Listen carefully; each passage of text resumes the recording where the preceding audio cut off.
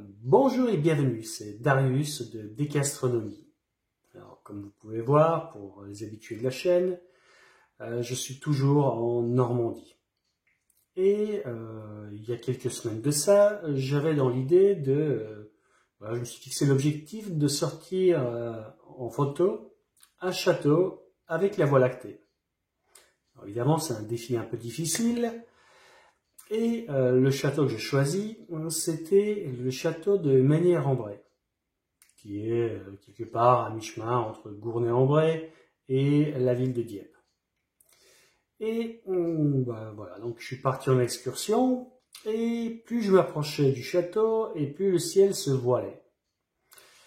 Et du coup, je me suis arrêté à mi-chemin à Forges-les-Eaux, où j'ai fait cette photo-là.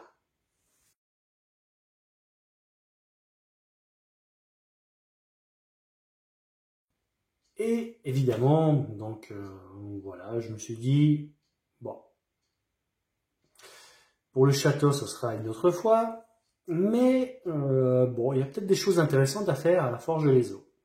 Et donc, c'est un endroit où il y a un complexe hôtelier avec un spa, avec un casino. Donc évidemment, tous ces établissements génèrent énormément de pollution lumineuse, comme on a pu le voir sur cette photo du spa. Et mon objectif est resté inchangé. Faire des photos de Voie lactée, malgré les conditions assez difficiles au vu de la pollution lumineuse. Alors, est-ce que j'ai réussi ou pas? Ça, on le verra dans un autre épisode. Mais il n'empêche que, voilà, avant de commencer ma séance astrophoto, j'ai fait 3 petites photos, on va dire de préliminaires pour régler le trépied, le cadrage et voilà, le temps d'exposition et les ISO de l'appareil photo. Et sur 3 photos consécutives, j'ai eu la surprise d'avoir 3 choses inhabituelles.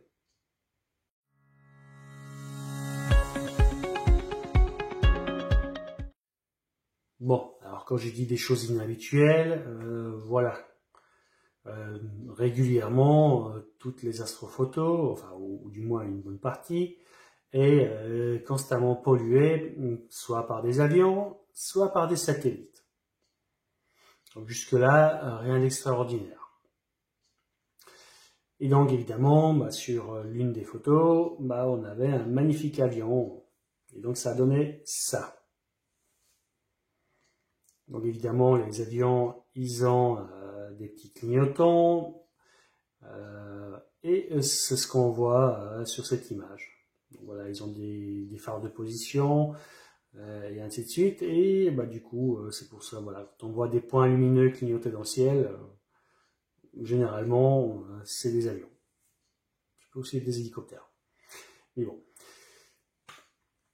Sur une autre photo, et là, on a eu ça. Donc là, évidemment, on reconnaît facilement un satellite. Et donc ça, c'est le trait qui est plutôt fin. Et pour ce qui est de l'autre trait beaucoup plus vif, il peut s'agir soit d'un satellite, soit d'un avion à haute altitude. Quand on voit clignoter les avions, c'est qu'ils ne volent pas très haut. Et par contre, voilà, quand c'est un avion de ligne qui est à 10 000 mètres d'altitude, et là forcément, voilà, on voit juste une grosse traînée blanche. Donc voilà, sur cette photo-là, je suis certain d'avoir un satellite, donc le très fin, et alors soit un gros satellite, soit un avion en haute altitude, pour ce qui est donc du trait beaucoup plus vif, beaucoup plus marqué. Mais sur la 3e photo, j'ai eu quelque chose qui ne ressemble ni à un avion, ni à un satellite. C'est cette image-là. Alors Alors sur cette image-là, on voit une forme caractéristique d'un météore. Alors comment savoir voilà, que c'est un météore et pas un satellite ou un avion? Et bien, tout simplement parce qu'il a une forme très caractéristique de jet d'eau. Donc en fait on voit une forme allongée au début et à la fin, et au milieu, voilà. Il peut y avoir parfois donc une boule pour voilà, au moment où le météorite c'est un peu disloqué ou quelque chose. Mais quoi qu'il en soit, voilà, à chaque fois que sur une photo on voit une belle forme en jet d'eau, et ben c'est une étoile filante. Et donc l'étoile filante, la plupart du temps, c'est un petit météore. Et dans des cas beaucoup plus rares, il peut s'agir d'un bolide. Auquel cas, on a donc, on va dire, une grosse boule suivie d'une forme en jet d'eau. Donc la grosse boule, c'est au moment où le météore éclate et explose dans la moyenne atmosphère. Donc, voilà pour ce qui est de ces trois photos où on voit clairement la différence entre un avion, un satellite et une étoile filante. Au passage, sur ces photos, en avant-plan, on voit des palmiers. Et les palmiers, c'est pas vraiment le genre de plante qui pousse naturellement en Normandie. Mais comme le changement climatique est une réalité, et ben, il y a pas mal de plantes entre guillemets exotiques qui s'y plaisent très bien dans le climat relativement doux de la Normandie. Donc là où je suis en ce moment, voilà, devant la maison, il y a un olivier, donc clairement une plante méditerranéenne. Et à côté de ce complexe hôtelier avec le spa et le casino, il y a une petite plage aménagée avec une rangée de palmiers. Évidemment, ces palmiers n'ont rien de naturel, mais il n'empêche que voilà, des vrais palmiers arrivent à survivre dans ce magnifique écrin de Forges des Eaux. Alors, si vous avez bien regardé ces différentes photos, on voit bien aussi que on distingue la Voie lactée. Et donc, vu les conditions d'éclairage qui régnaient à cet endroit, c'est vraiment un petit espoir. Et évidemment, je ne me suis pas contenté de faire 3-4 photos.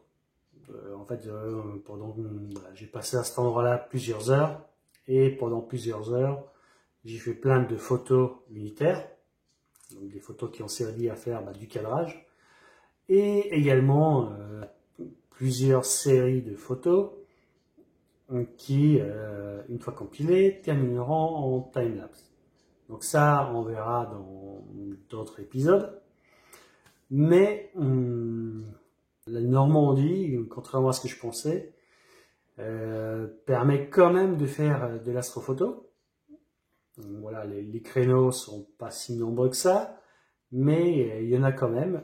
Et vu la présence de nuages qui est quand même voilà, quasiment omniprésente, et entre deux traversées de nuages, on peut quand même faire des choses.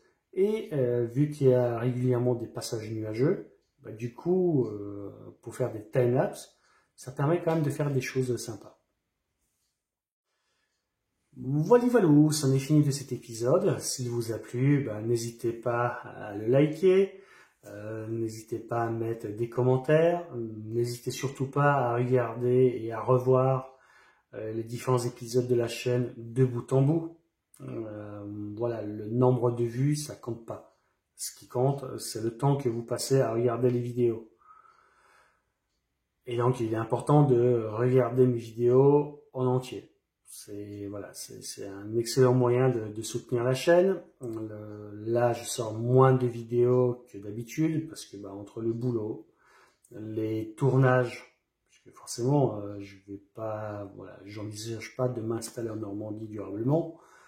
Et donc du coup, je profite, enfin je mets avant tout donc le montant à profit pour faire des tournages, car il y a vraiment de beaux endroits ici qui permettent de faire des vidéos, des photos vraiment sympas.